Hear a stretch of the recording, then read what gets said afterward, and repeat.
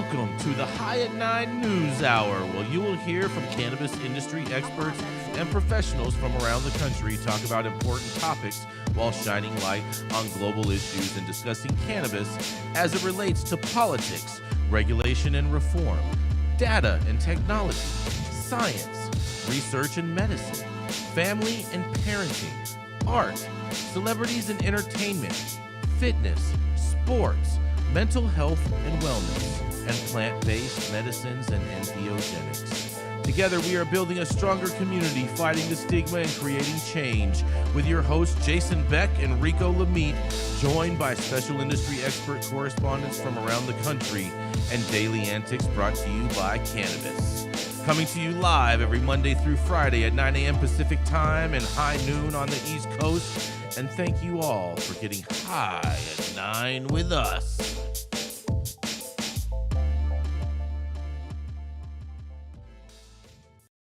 Oh, yeah. Good morning, everybody. It is Wednesday, July 12th, and today is National Simplicity Day. I'm sure you can appreciate that, Gretchen. It's also Paper Bag Day, so bring your lunch to work. It's also Malaria Day, on top of National Different Colored Eyes Day for all of you that have pets with two different color eyes. Also, National Pecan Pie Day. It's going to make my mom very happy. That's her favorite kind of pie. And, of course, Gretchen, get ready. It is National Eat Your Jello Day. Oh, boy. Thank you for joining us and getting high at 9 with us. It's also high noon on the East Coast. And please remember to like, share, and subscribe to us on all social media platforms. You use that fancy little QR code right there in the top-hand corner of your screen to see where we live on the internet. And we are live every Monday through Friday on YouTube and audio only on Twitter Spaces now. Oh, yes. And if you'd like to participate in the show, you can also participate in the show by raising your hand in Twitter Spaces if you have a brief comment on the story most recently presented. But now we're going to kick it off first with the dope dad himself. That's right. It's the Quasimodo caretaker, the father to little baby Zozo. And, of course, he's the dope dad himself. That's right. It is Rico Lamitte.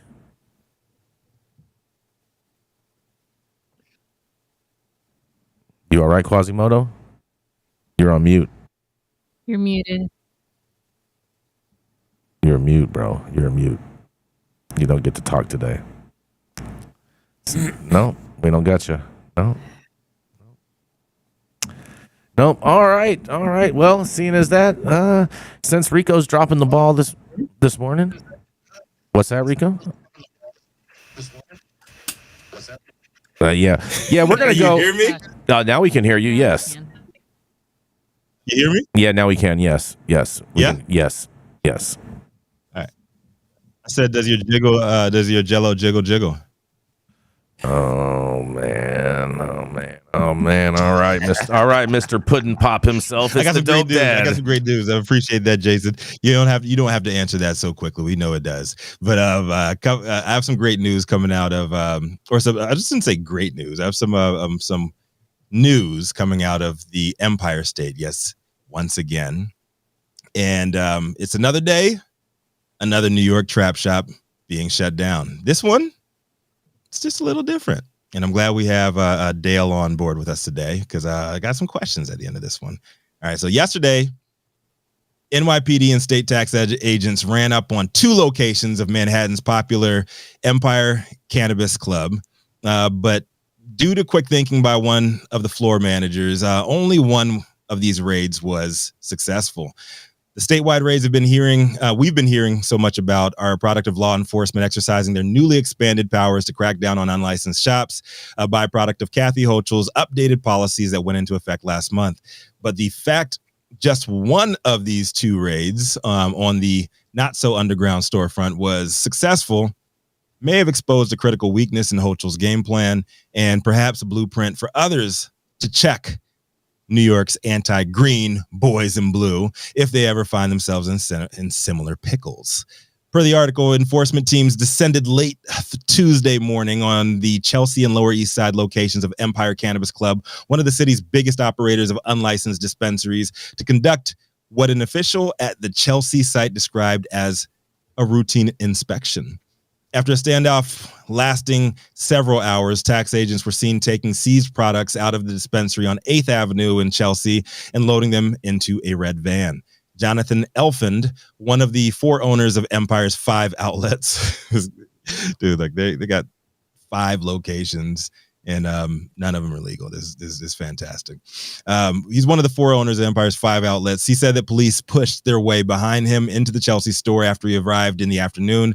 Then they briefly detained him. At the Lower East Side store on Allen Street, Jonathan's sister, Lenore Elfand, who's also a co-owner, she said that authorities refrained from raiding the store after she recorded a video saying that she would not consent to a warrantless search.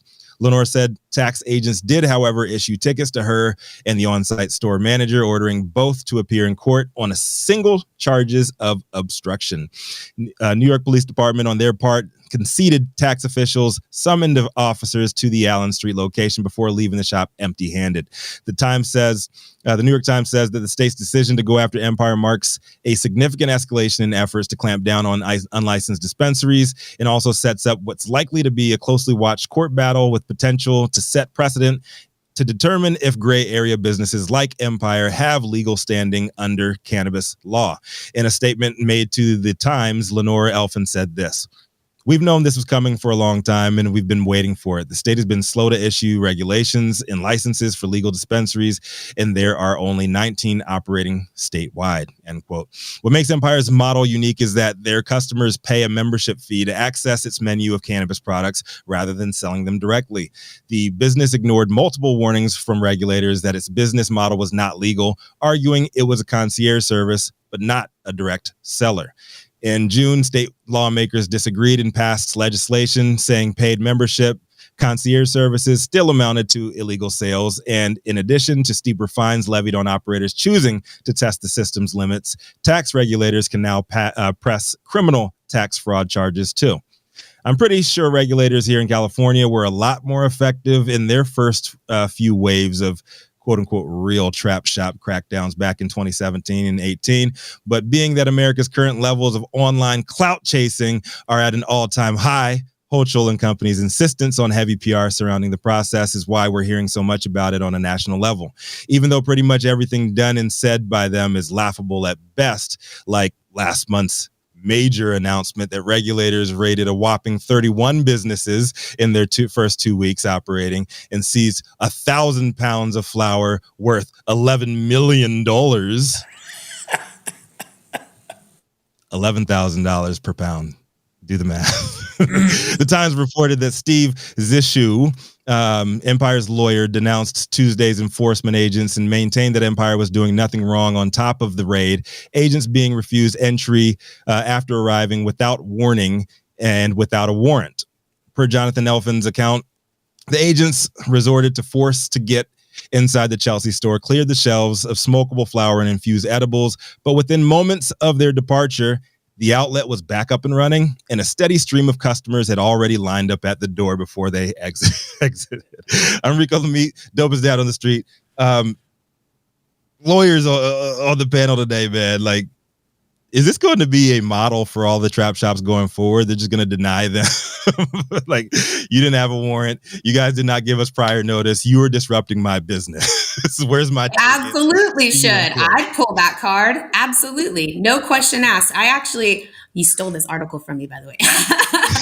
But I absolutely was thinking, I was like, I would just stand at the door and be like, no, sorry. And also, what is this suspicious red van? I mean, you show up with no warrant, a red van. I've seen plenty of fake badges in my life. I don't know. This just sounds like the Jump Out Boys. I've not been law enforcement. I don't know. I grew up on the East Coast. Like, top raid. I don't know if everybody grew up on the West Coast. Y'all got Jump Out Boys. Supplies, really. Did I say that? Sorry about that. Mandy, say that last part again. That I think the other trap shop down the street just needed supplies, so they're going around raiding all these other ones to fill up their own store. Real talk. I mean, did y'all have Jump Out Boys out here on the East Coast? When you see vans come out, and whether they're cops, whether they're gangsters, whatever, you see a van pull up like that, you run. Mm-hmm. Unmarked van, you run, because people are gonna jump out, and either you're gonna be thrown in that van, or something crazy is gonna happen. If I see a red van like that, I think it's just, you're just letting people know who you are and what to do. I mean, they usually pull up in white Econoline vans, though, Rico. I've never seen them pull up in a red van.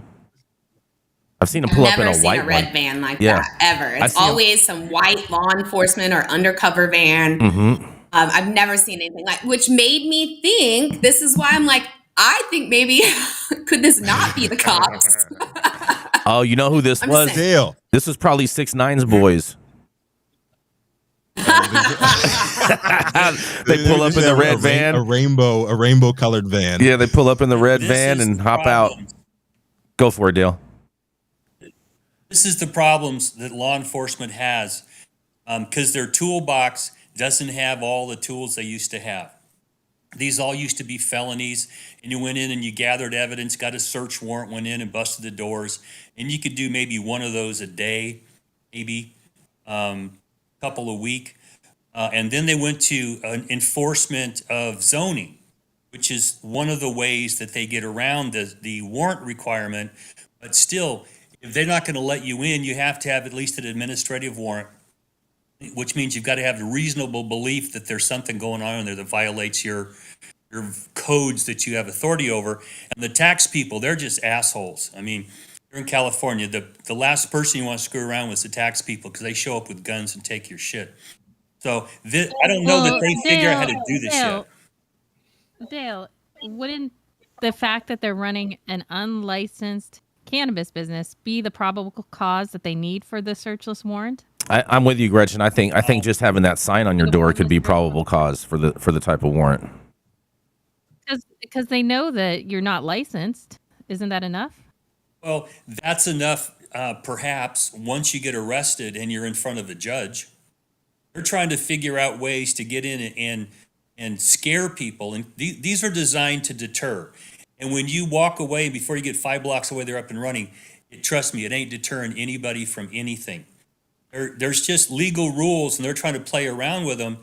And right now, the community learned, if I tell you can't come in and they're not going to come in, that's the next battle I got to figure out. Because getting an administrative warrant's not that difficult, but you got to go there, and you got to gather information in front of the judge and get some sort of a warrant. And they want to be able to say, oh, it's just you're violating the law, so I've got probable cause.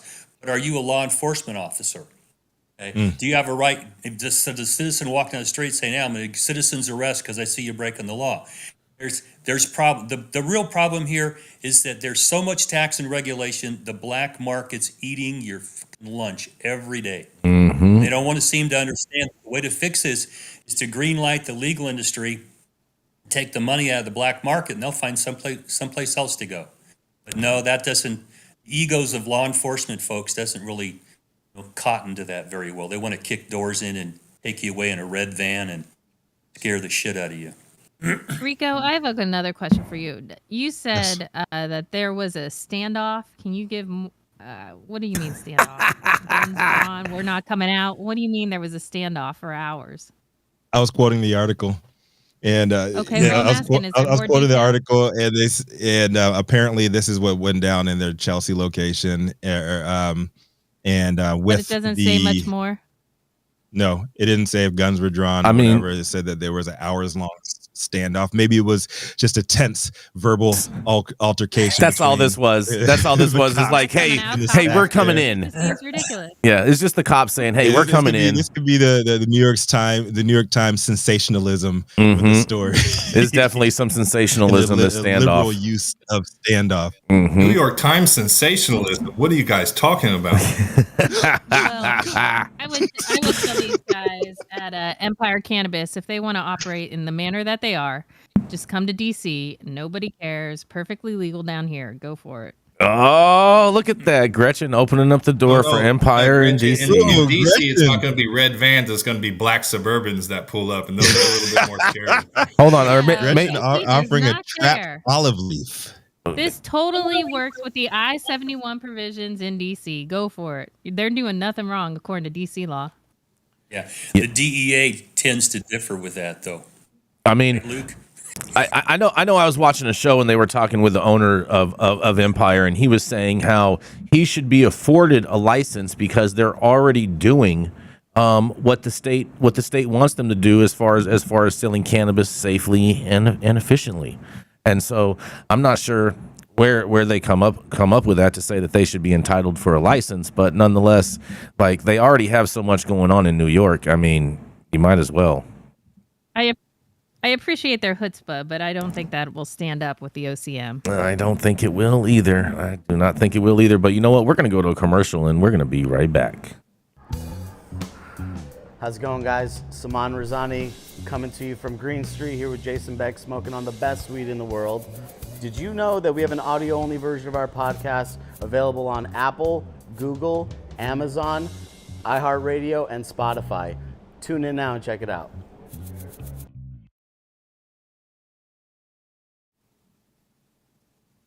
Coming to the stage next is the High at 9 News head honcho, the cannabis industry's longest continuously operating retailer and smoker of what he says is the best weed in the world. Y'all know who it is? Jason Beck. Well, let me tell you something, Rico. It is, and I challenge anyone that wants to challenge me in regards to that. Always open for the challenge. Always, always, always. But I'll tell you what, Rico, man. Gretchen said it's boof. Gretchen can say whatever. Gretchen doesn't even smoke. Okay? Boof. Gretchen doesn't even smoke. Plus, she likes outdoor weed. Of me. Plus, she likes outdoor weed. Adam, I would like you to show our viewers that my hand is up. I'm ready to take the challenge that Jason Beck does not have the best weed in the world. All right. And Sweet. I will be in California in September, so let's try and prove it here, Jason. Amazing. I want to see I want to do a blind taste test Republican with my smoke-off. own set of experts. You don't even have experts. Jason Beck. The only experts that you have are all people that I already know. I got plenty of experts. Yeah, right. No one from Colorado can be considered an expert. Stop it. Outdoor growers. I ain't talking about anyone from Colorado. I'm talking about a humble throwdown. Let's do this. You big puss. I'll hold the gas.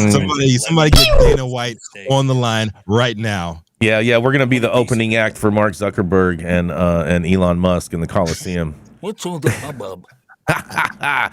But I'll tell you what. There'll be many technical difficulties if that's the case. All right. Yeah, right. Not with me. Yeah, Elon. Oh God, here we go. Keep it moving. All right. Now you're ready, Gretchen. You're ready for my story now. Oh, I'm ready for your booth story. Let's hear it. All right. Well, LA's, the city of crime, be these liberal DAs, because a carjacked vehicle smashes into an illegal downtown LA marijuana dispensary. A carjacked vehicle was used to smash into an illegal marijuana dispensary in downtown Los Angeles early Wednesday morning, and the suspects got away. Adam, can you pull the picture from the article? Los Angeles police officers responded to a report of shots fired near Hooper Avenue and 15th Avenue in downtown LA at about 4 a.m. on Wednesday.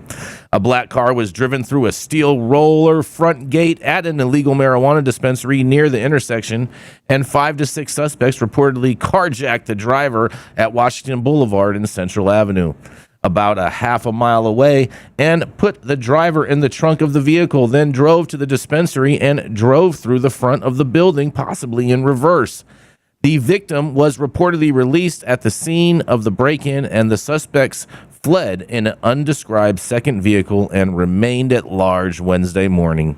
It was not immediately clear what was stolen from the scene of the break-in, and the carjacked driver was unharmed and was cooperating with police.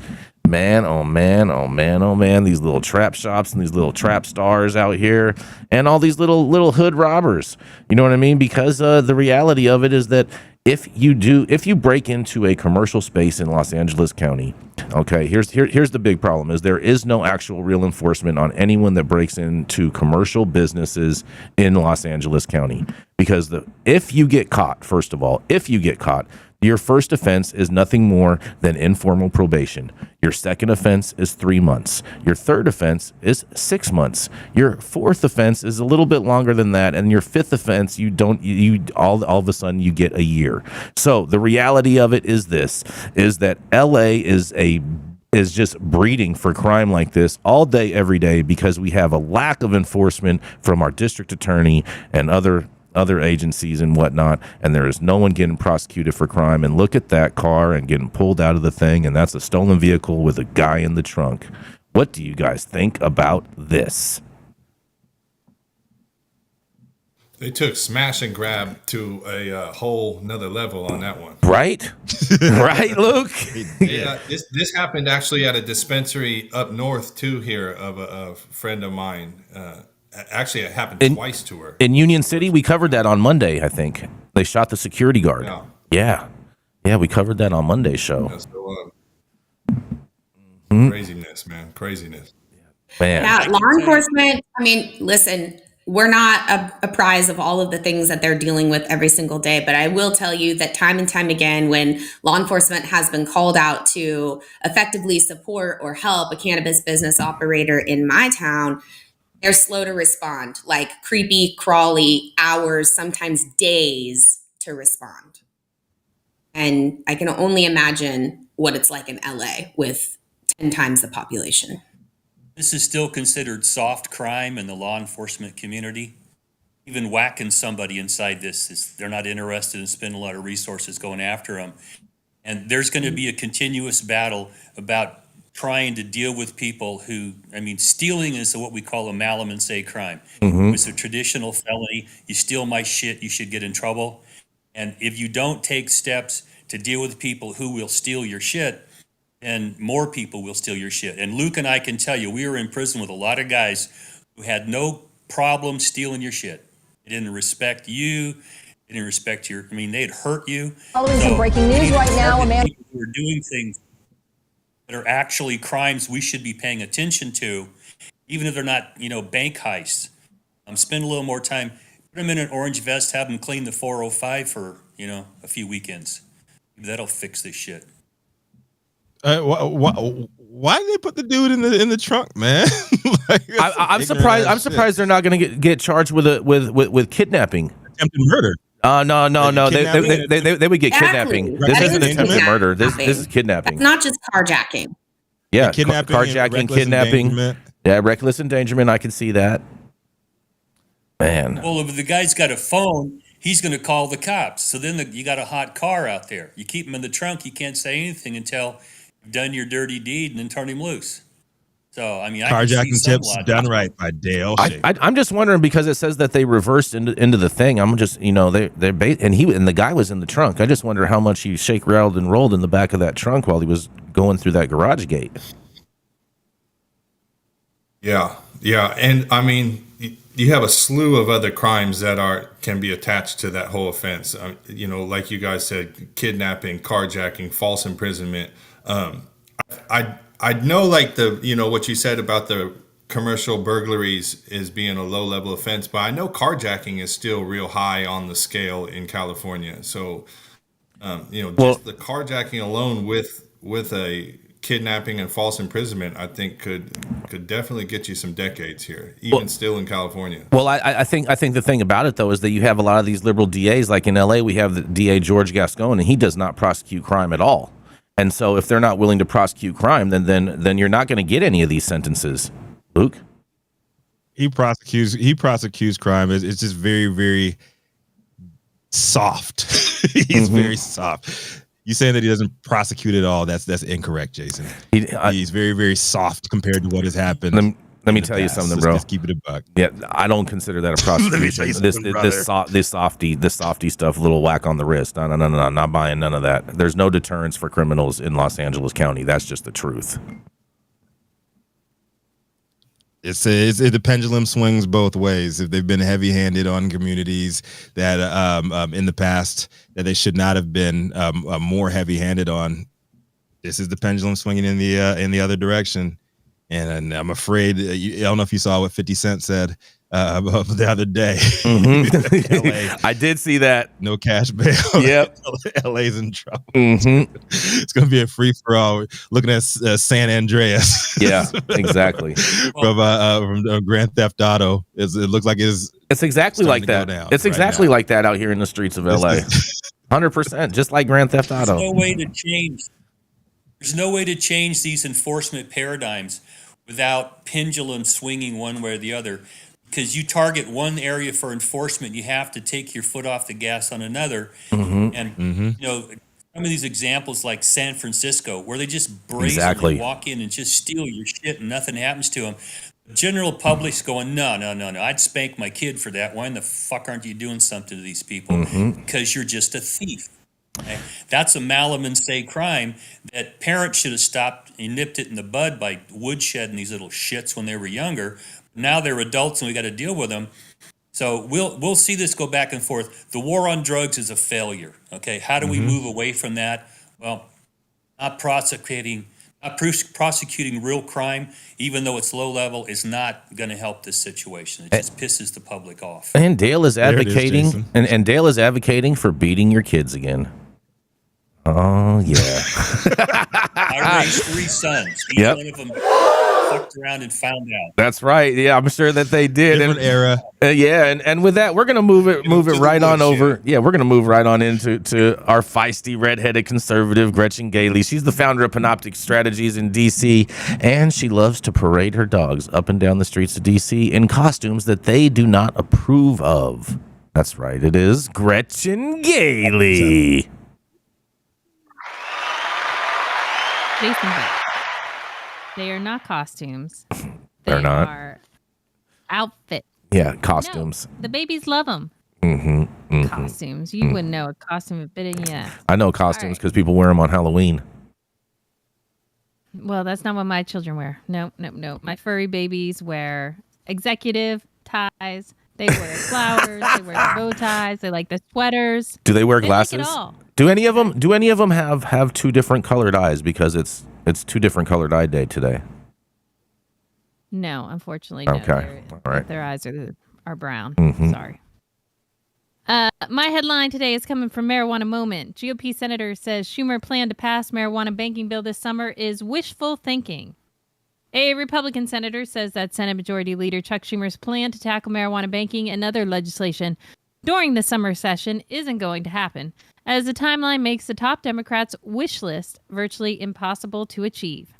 Speaking on the floor on Monday, Senator John Cornyn said he was interested to see the Majority Leader's Dear Colleague letter on Sunday that listed various legislative priorities and issues he'd like to take up during the work period before the August recess. Senator Schumer mentioned his desire to move forward on bills relating to drug pricing, fentanyl, permitting reform, rail safety, marijuana banking, China competition, artificial intelligence, and a number of other topics in the next 3 weeks. Cornyn said, "Now to be clear, I don't think the Majority Leader actually believes we're going to produce legislation in these areas." Maybe you would call this a wish list, but it's only wishful thinking to believe that in the U.S. Senate you are going to be able to get all of these necessary items addressed in the next 10 working days. Schumer himself had acknowledged in the letter that it would not be easy to achieve his list of goals, emphasizing the need for GOP collaboration in the process. But he did signal that he thinks that the cannabis banking reform, among other priorities, was achievable even under the tight deadline. Cornyn, who blocked a veteran-focused cannabis research bill from moving to the floor last year, raised another potential issue with the Majority Leader's plan, however. He questioned whether Schumer had pre-vetted the bills with Republican-controlled House or inquired with the White House about whether the president would sign the legislation. That is how we legislate around here. It's not performance art. It's not show business. This is actually about doing the people's business and passing legislation through an admittedly difficult process. But this is where we find ourselves, having waited until this late moment to deal with so much important legislation. The Democratic-controlled Senate has been downright sleepy for the last 6 months, and I have no reason that this letter, this wish list, will prompt some miraculous turnaround. He emphasized that the Senate must use its limited time to address the priorities like defense, agriculture, and appropriations. Schumer did say that in his letter that appropriations and defense legislation are at the top of his agenda. The likelihood that the Secure and Fair Enforcement Banking Act can pass during the summer window will be largely contingent on how quickly it moves out of the Senate Banking Committee, where it received a hearing in May and is expected to be marked up soon. As it's currently drafted as a standalone bill, the Safe Banking Act is said to have enough support to pass the full chamber, but if it does reach the floor, the question will then be whether Democratic members will seek to significantly expand it in a way that potentially compromises bipartisanship around the reform. Well, I actually agree with Senator Cornyn. I think Chuck Schumer is asleep at the wheel. He's been asleep at the wheel for quite a while. And I don't expect a vote on safe banking prior to the August recess. I do expect that there will be a markup on the bill before it, And that is what is needed first for this thing to come to the floor for a vote. I would expect to see a vote on safe banking later this fall. My hope is that it gets the markup in the next few weeks. This is Gretchen Fry at 9 News. Gretchen, I couldn't agree with you more. So basically, agree with you more. So basically, Senator Schumer is taking a page from the president and just being sleepy. Is that what you're saying? I'm saying Chuck has had his head up his ass for years, and I don't know why people aren't just recognizing that now. I mean, I've always recognized that. Except grandstand for the media and tweet about marijuana on Thursdays. That's right. He does nothing. But the glasses make him so confident. I know. He looks so reputable. People love the glasses. Oh man, that is good, Rico. That was good. Oh man. You know, we do need some safe banking, so I hope that there is some progress on this. But I agree with you, Gretchen. Senator Schumer is definitely asleep at the wheel, and he is driving to nowhere fast. I mean, this is more of his usual bullshit, pretending he cares about cannabis. And maybe it was him in the trunk of that Dodge Challenger. We could only hope. Oh my God. Oh boy. Anyways, moving on. Yep. Stay tuned for more on safe banking someday. Oh, thank you so much, Gretchen. We're going to go to a commercial, and we're going to be right back. High at 9 News invites you to join us and become a sponsor, supporter, and attendee for The Control Tower from Highly Educated has perfected the dab. Utilizing the concept of thin film evaporation, you can waste none of it and taste all of it. The micro texture of the SE pillar increases nucleation at elevated temperatures. And with the tower propelling at 2,600 RPMs, it's certainly the most efficient dab experience to date. The Control Tower from Highly Educated. Oh yeah, stop whatever you're doing. Make sure you hit that like button. Make sure you're subscribed to the channel if you haven't subscribed already. And also make sure to tell a friend about the show because we believe that organic growth is the best growth. You know. Keeping up to date on the evolving policies of relevant state, local, and federal governments is key to success. When the future of your business is at stake, you need representation as dedicated as you are. With a maze of laws and regulations surrounding cannabis, hemp, and psychedelics, knowing where to begin can be a challenge. Good thing the law offices of Omar Figueroa features a skilled, highly focused team ready to guide you through it all. They're accepting new clients in California and New York. So make sure you check them out at info@omarfigueroa.com.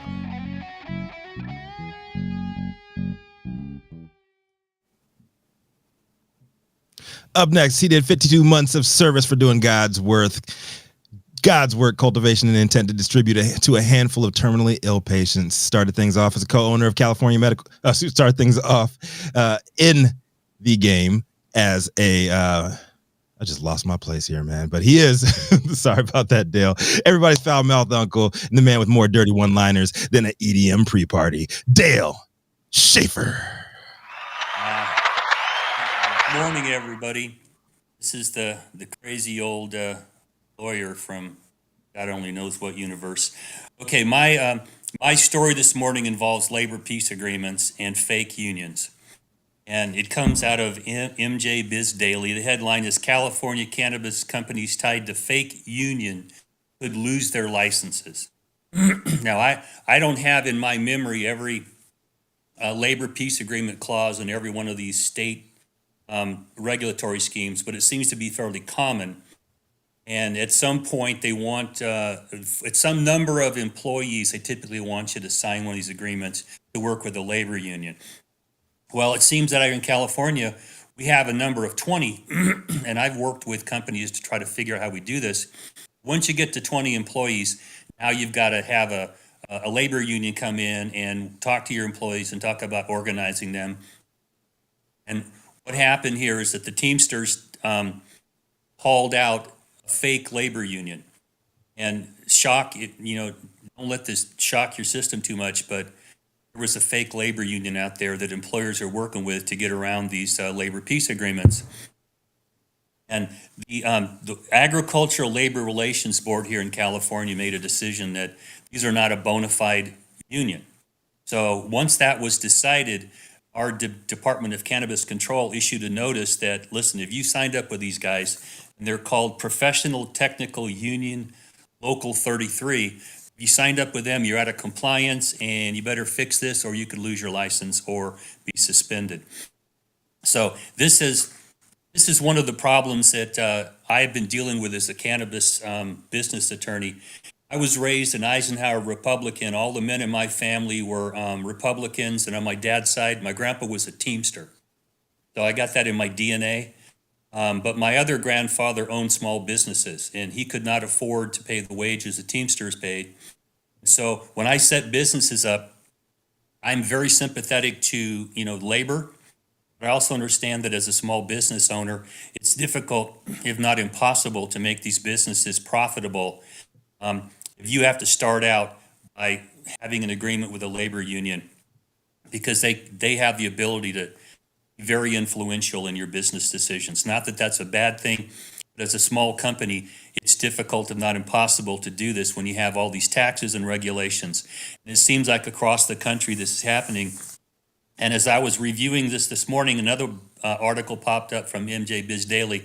In Rhode Island, a cannabis retailer sues the state over the labor clause, saying it's oppressive. So it isn't like this is a problem only in California. And the Teamsters have also alleged unfair labor practices for a group out of Chicago. So this is going to be a battleground going forward. Right now, industry in California is circling the drain. So this is just another kick in the nuts of how do we do this? And I don't advocate that you come up with a phony labor union to do this, but the level of 20 employees, making those numbers crunch in California has been difficult. So you will see people, like they go to trap shops, they're going to find a way around this. So there's a point of discussion. Let's throw it out for people. What do you all think? This is I mean, fake unions. I know this is probably not the most popular response, and I don't want to come off like I don't appreciate or value what unions bring to the table. Historically, they've done a lot of good for a lot of people. I just feel like our industry is almost too infantile to be having to interface with unions right now. I feel like there's so much that changes and so much at play here that other industries don't have to deal with, that it just seems like a massive pain in the ass for everybody, even the people who are supposed to be benefiting from it. It just is another layer of bureaucracy that it's nothing but a huge headache, and everyone's trying to navigate this while we're building an industry at the same time. Dale, was this whole thing a scam? Well, I think the underlying assumption is that it was an employer-promoted, non-bona fide labor union. So whether it's actually a scam, according to the state, it's a scam. And it's a scam. You signed up, and they said they signed between 20 and 100 companies. So now, So these people were taking dues from people and taking their money and saying you're part of a union, and the union didn't exist. I don't know if I could say that, Gretchen. I think in California, you have to either sign the agreement if you got 20 or more, or promise to sign one. And once you get to 20 and you sign the labor peace agreement, then what happens beyond that's the labor organization to deal with. If they're not doing anything, and I think that's a problem here. They tried to talk to the head of this union, get information, and they went dark like Trump does. They said, we ain't playing this game. You're not bona fide. You're done. Okay? Yeah. So in the chat, Gretchen, Nicholas is saying nothing said that they were a fake union, just that they were not a bona fide union in California, meaning they didn't have a California office or representation. Not all states have those clauses in their union agreements, is what Nick is saying in regards to this. So these may be very well like meaning unions and whatnot, but they do not meet the criteria that the state of California deems for you to have a labor peace agreement with an actual real union. Oh, but what's a real union? I think that's where we're going to have some discussions here. Whether or not the state says you're bona fide. Well, okay, but I don't know what the metrics are to be bona fide. So before I talk much about that, there are criteria or metrics, we call them, to be bona fide. And if you're not one of those, now there's going to be a new arrangements made here, and we'll see if someone tries to get around it. The sentiment, I think, is good, but progressive agendas that try to enforce too much onto these nascent businesses, I just think are destined to fail. It's not going to work very well. So this is not the end of it. This is the beginning of a new phase here, because these companies will find somebody else. I don't think they're going to call up the Teamsters tomorrow, but they'll find some other labor union to work with that has bona fides. Well, the Teamsters are already involved in cannabis. So I don't see why they don't step in and help out here. And I kind of disagree with you, Manndie, on that we should wait for... I think organized labor could come in and help with a number of these problems. And they have the muscle and the money behind them to actually get things done for workers' rights that the cannabis industry currently doesn't have. I'm just saying that these companies that are interfacing with unions are usually doing so because they have a large number of either bud tenders or brand ambassadors. And these are minimum wage folks, right? Now we're asking them to pay union dues on top of their low wage. I can't get excited about that. I mean, listen, when I was 16 and I had my very first job at a grocery store, I had to pay union dues, and I told them I did not want to at 16. I was like, nah, I'm already barely making any money. You're not taking extra money away from me. I didn't realize at the time that people didn't appreciate that. It's just more taxation. Guys who would fight for you. The unions are the guys who would fight for you to make it more than a minimum wage job. They would be the guys who helped. What was the woman who died in was it Massachusetts, Rico? Yep, Massachusetts. Yeah. Safety issues. Sorry, Gretchen. I think for these large, I'm just saying there are a lot of benefits to it out there. For large multi-state operators, it makes sense. For all of these smaller, singular operators, state-based companies, it's just another way to challenge them and another obstacle or hurdle for them to jump over. Just keep yourself at 49 employees. I was raised by a mother who was part of the union. And every day she was like, I'm going to vote exactly like my union tells me to do. Frankly, because they kept food on the table. They gave us medical benefits. If it weren't for the union, my mother would have been shit out of luck with a lot of things. So I think there are a lot of benefits to people look at the union as like Jimmy Hoffa and horrible things that are just trying to scam people out of their money to get union dues. That's all they do. There's a lot of good people behind the union. That's coming from somebody who has never been on the receiving end of the benefits of the union. It's a lot of taxation without representation. What I'm saying is that our industry is just so young, and for companies that have thousands of employees, it makes sense. But I think the cap should be much higher than 50. I agree with you. I agree with both of you, Manndie and Gretchen. And it sounds the whole Jimmy Hoffa, take your money and don't really do jack shit for you. Sounds a lot like Donald Trump's fundraising campaigns. Oh man, stop it! Trouble. He did plenty of stuff for people. with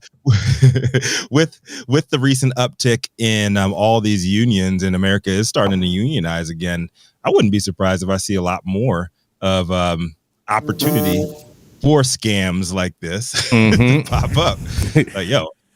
I mean, hey, let's go. You guys need to unionize, pay up. And then I'm going to go a step further, and I'm going to say, like, I do think there was a place for unions in America, but I don't think that's the case really anymore. And I think that the free market will weed out the bad employers. I agree with that. Listen, the free market is more powerful than people believe. Exactly. And if you are an employer that's not paying a good wage or not paying benefits or not taking care of people when accidents happen, guess what? People don't work for you anymore. Exactly right. They work for another company that does those things. So I think there's still some instances where a union it can be beneficial to the employees, but in a lot of senses, they just take money and really do little. And I don't think they do what the value is of the dollar that they take from a hardworking employee. Yeah, I think they work. They work in regards like if you're in a high paying job, like you're an electrician, plumber, something like that. Those types of things generally work. But at the same time, they're making enough money to where they can actually afford the dues, as opposed to just a whole added extra tax for a lot less representation than what you deserve for what you're paying for. So do y'all think that it's the size of the company that matters most? Do you think I it's see like what the you type did of there, work? Rico. I see what you did there. I see what you did there. Do you think it's? I think This is not an innuendo at all. Uh-huh. Go ahead. Gretchen. to suggest that only the big boys are the ones screwing people over, especially in an industry that comes from less than professional actors. I think it's folly to pretend that because there's less than 50 employees at a place that they're all on the up and up and working so hard for their members or for their employees. I think that's just crazy. And if there's one industry that could use some actual experience in providing workers with the rights that they need, it's cannabis. Well, I think after the COVID epidemic, labor's got a whole different attitude about working for assholes. So I think Luke's onto something. There's a pendulum swing that's about to happen here, and I'm pretty sure it's going to be towards more rights for workers, because if you don't treat them well, they're bouncing. Dale, I would say, how about you're getting benefits? Dale, I would say that pendulum is more like a wrecking ball. Yeah, shout out to Miley Cyrus. Well, if you look historically, Reagan unplugged the Eisenhower Republican theories about promoting workers and taxing the hell out of corporations. That flipped. That was a pendulum swing. And these progressive cannabis laws are including labor and these labor peace agreements as an agenda item to bring labor back into it. I like the discussion, but forcing it on an industry, you're going to see a lot of pushback against that. And it's understandable, because I helped set these businesses up. And Luke's tried to run a business like in this industry before. Man, when your labor is a real problem, but there isn't a lot of respect for workers in the industry either. So that's going to have to change, because these I call them Generation Z, whatever they're called. Oh, they're the Gen Zers. Yeah, they do not like to work. Yeah, they're lazy. Tolerate what I tolerated as a new worker, like Manndie. You know, when I got my first job, it's like you do what the fuck you're told. Shut up and go to work. Okay, now it's like, dude, I don't need to have this, tolerate this stuff anymore. So labor is going to change some paradigms on its own after COVID. Where this fits in, I don't know, because I see both sides of it from my experience growing up and in the industry right now. And there isn't a simple, easy answer to this. There just isn't. We got to go to a commercial. We're going to be right back.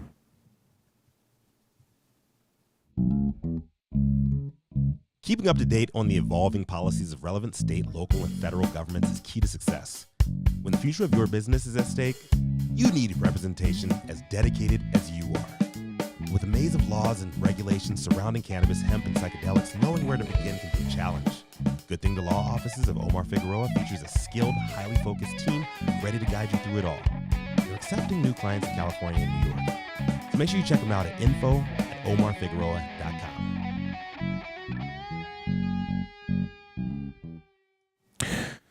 Oh, yes. Coming up next, she's a mom, she's a cannabis executive, and she's an edibles judge for the Emerald Cup, the most prestigious cannabis competition that there is. That's right, and she's going to show you how they all go together, how being a mom, an entrepreneur, and an executive lifestyle all go hand in hand. That's right, it is Manndie Tingler. Good morning, everybody. Happy Wednesday. My article comes from The Guardian, and it's coming out of Barcelona, Spain. The headline reads, Barcelona traders demand action over rise of CBD shops posing as florists. Barcelona's old city has been overrun by outlets selling cannabis paraphernalia that are getting around tight zoning restrictions by registering as florists, disgruntled shopkeepers say. In recent years, so-called weed shops have sprung up all over the city, but are mainly concentrated in Ciutat Vella, the oldest part of the city, and it's also the area that's most popular with tourists. The past 6 years, 118 new florists have opened in Ciutat Vella, compared with just 21 of the rest of the city. Barcelona's Florist Association says it's unaware. Oh, excuse me. Of course, I get a phone call right as this is going on. Hold on. Dang it. Fine. Sorry, guys. Shit. Oh my gosh, I'm so sorry. This totally just wrecked my screen here. with me. Hold on. Was it I'm so Do you want sorry. us to come back to you? No, Okay. I'm almost back. Hold on one sec. All right, here we are. Sorry about that, everybody. Compared with just 21 in the rest of the city, Barcelona's Florist Association says it's unaware of any boom in the flower selling of the industry, and the number of florists in the city has been stable for years. It's thought that there are as many as 250 weed shops in the city selling bongs, hookahs, seeds, and cannabis oil or CBD products.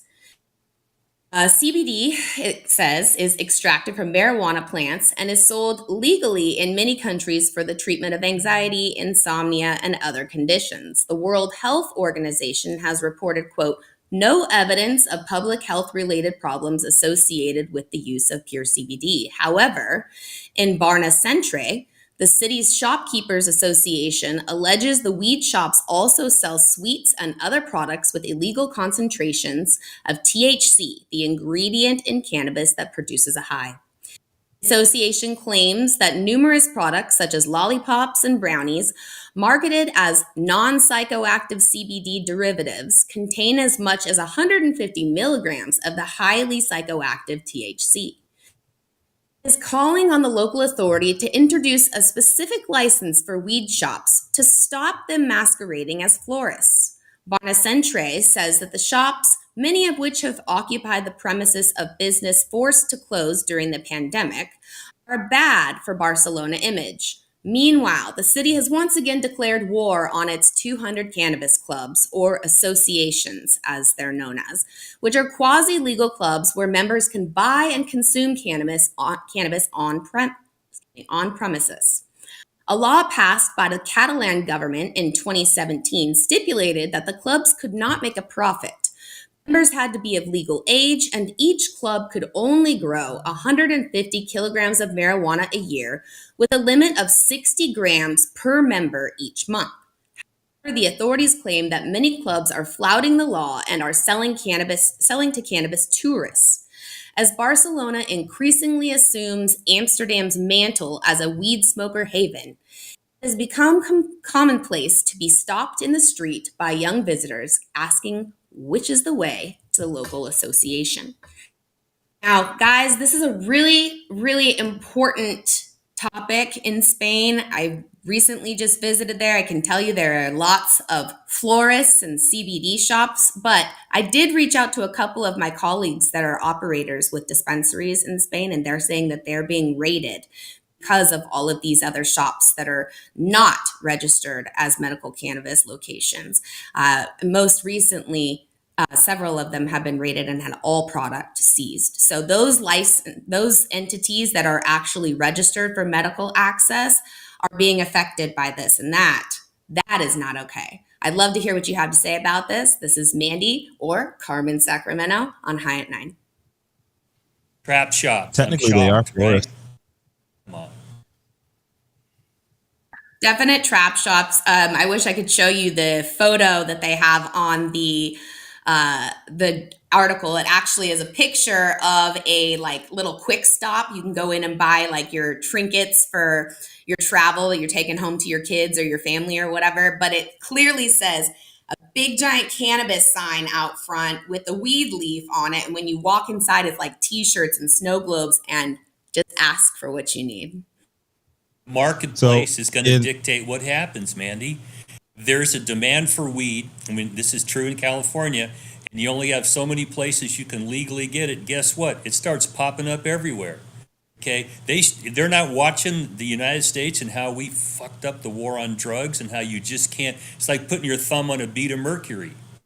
What do you actually accomplish here? This is nonsense. But they want to enforce. So they're going to go in and take your stuff and call you names. And government there is very polarizing too. It's just really interesting who they're deciding to go after and who they're not. And you've got dispensary operators who are following the rules, and then you've got these pop-up shops, just like everybody else has. But the Catalan government is really interesting. It's definitely a strong split. You're either strongly for or strongly against cannabis in that community. If your mama According told to you the it was bad, it's bad, right? That's all over the damn world. According to the Oxford International Standard Dictionary, the definition of a florist is a person who sells and arranges plants and cuts flowers. Sounds like they fall under that category to me. Yep, I would say they could definitely fall under that category. I'm gonna add that to my LinkedIn. Hold on. Definition. Yeah. It's how they define it locally. They don't go to the Oxford Dictionary. So, yeah, if they have a rule against it, they're going to come up there and they're going to stick a gun up your ass and take all your stuff. That's how the war on drugs works. And this is just another extension of the war on drugs, guys. I mean, this really sounds like California back in 2004. I mean, picking and choosing what dispensaries they want to raid and shut down. You got to be a member. You know what I mean? It's a collective type situation. Some of the localities are cool with it. Some of them aren't. So, I mean, I feel like all they got to do is rewind California back about 15 years and they can get their whole playbook. It didn't work, Luke. Oh, yeah. Rico, you ready? We got to get to Luke. Let's go. Let's go. Up next and bringing us home today is the infinitely multifaceted author, activist, entrepreneur, OG, trailblazer, justice ambassador for Glass House Brands, and most importantly, fellow dope girl dad, Luke Scarmazo. What you got for us today, big dog? My story today comes from the Public News Service, and the title is 11 million California criminal records expunged in first 6 months of new law. The Golden State has permanently expunged an unprecedented 11 million criminal arrest records in the first 6 months after the implementation of a criminal justice reform bill, according to data just released by the California Department of Justice. Assembly Bill 1076 required the state DOJ to automatically clear eligible records for people with arrests but not convictions, people with convictions on most crimes that did not carry a prison sentence, and for those who have successfully completed their sentence. Jay Jordan is the CEO for Alliance and Safety at Justice and is quoted as saying, "This has been something that we've been working on for 5 years," said Jordan. And we weren't sure about the implementation or how quickly the DOJ would work, but 11 million records, by all accounts, is the largest automatic expungement in the history of America, given in that short time frame. After the bill passed in 2019, the state developed software to analyze the records and began the expungements last summer, providing relief to 2.1 million people in the first 6 months. In California, an estimated 8 million people will have their arrests or convictions on their records and face thousands of legal restrictions to jobs, housings, and more. This is an anti-crime bill, Jordan said. You know, if people are working, if they're getting apartments, not committing crimes, if people are able to take care of their kids and have money to buy groceries and that can pay their car notes and can pay their light bills, they're not back in the streets. Before 2019, the expungement process in California was complex, expensive, and slow because of a backlog. Another bill, AB 1331, created a database that allows the DOJ and the court system to exchange information more efficiently. Now, this is like something that I've been talking about for a while about expungements, automatic expungements, and how if a state really wants to drill down on this and use the tech and use their resources, it can be done quickly and efficiently. This was 11 million expungements in 6 months. If we can fire a Tomahawk cruise missile out of the ocean and hit a bunker that's 10 stories down within 36 inches, I feel like we can expunge a few records off of a database. So I'm interested to know what the rest of my correspondents have to say about that. Well, I can tell you, Luke, if you don't make it mandatory that these be expunged unless the government comes forward with reasons not to, it's not going to happen. And give people with these records a private right to go in and do something about it.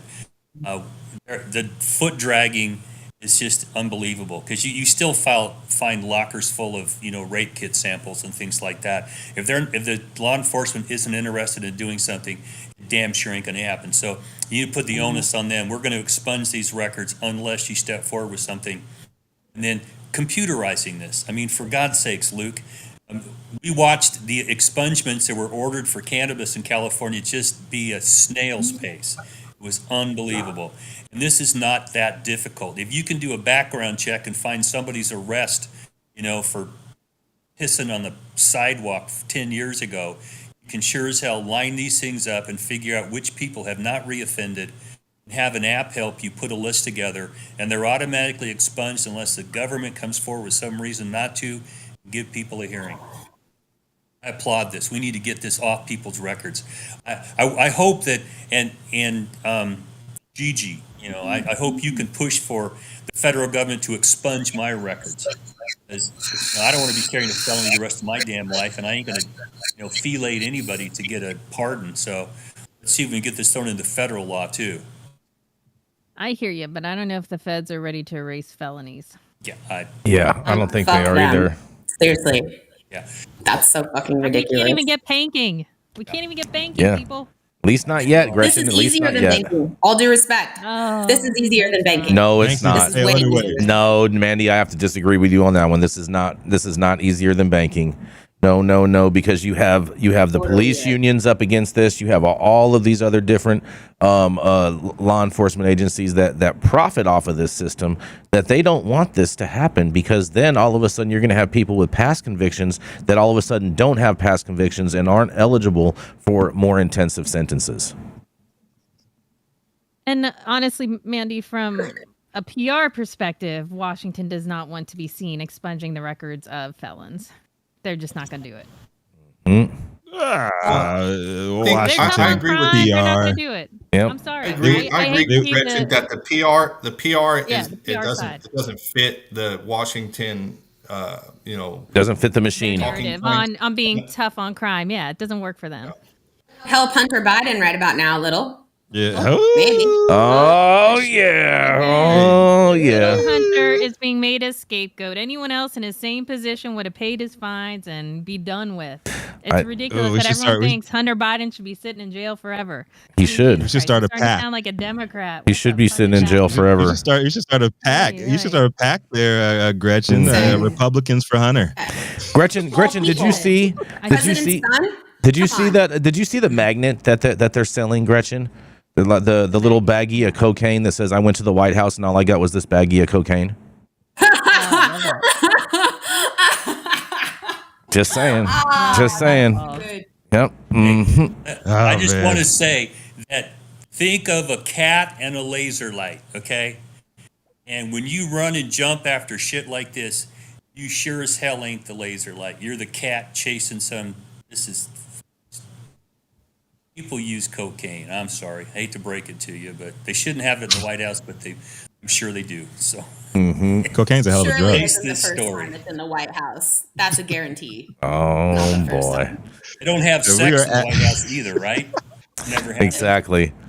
I got a cigar somewhere with a funny odor to it, so I sell it on eBay. Where was Reagan landing those C-130s at that were coming up from Nicaragua? They weren't landing at the White House, Luke. You should know that one, Jason. That was on an airstrip. That, Luke. I don't know nothing about that. That was all. That was all Reagan, at the Air Force Reagan Base. Didn't know, like, all of a sudden, his dementia kicked in, and he didn't know none of that, right? So, just saying. I mean, I think that was more under Dan Lundgren when he was the head of the State Department.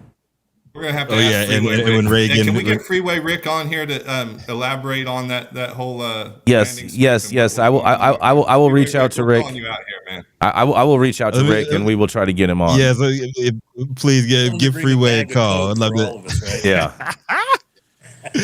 We're at the top of the hour, ladies and gentlemen. There's been a spicy hump day today. I like it a lot. But thank you all out there for joining today's episode of High 9 News. You can always catch us weekdays 9 a.m. Pacific and high noon on the East Coast. Big shout out to our super fans showing love, getting their comments projected live on the big screen. Also, our live audience members and online supporters catching us across all media platforms, tuning in and giving us feedback on the daily headlines of chaos. Our vetted correspondent team tuning in from all over, bringing us much needed variety and perspective and your respected opinions to the table. To our production team, Cloud Media Partners, House of Fuego, The Vortex, all our sponsors helping us keep the lights on and keeping our AV struggles to a minimum. Of course, the lovely Jaja Simone holding us down on all the other platforms too. And to the haters out there, The weather's it's too hot outside to hate, man. Just go inside, just pour some ice on yourself and just, sweat it out. Sweat it out. Always Cannabis Sativa L, the reason the High at 9 news team shows up and reads these headlines every single day. Thank you. It has been Wednesday, July 12th, 2023, and the show is over. You've all been blessed with the top industry headlines. Hope it's enough for you to put in your pipe and smoke at least until tomorrow. Dale Schafer, Uncle Dale, what you got for us, man? Take us out, man. Well, a couple things. Keep your head down and your ass out of the line of fire. And don't break more than one law at a time. And when you run after something emotional, think of the cat and the laser light. And if you're the cat, stop and take a chill pill and consider, do you want to chase after that emotional thing? What's in that chill pill? What is in that chill pill? It's red. Chill pills are red. Probably a benzodiazepine or diazepine. Shout out to benzos. Yeah, there you go. Yeah.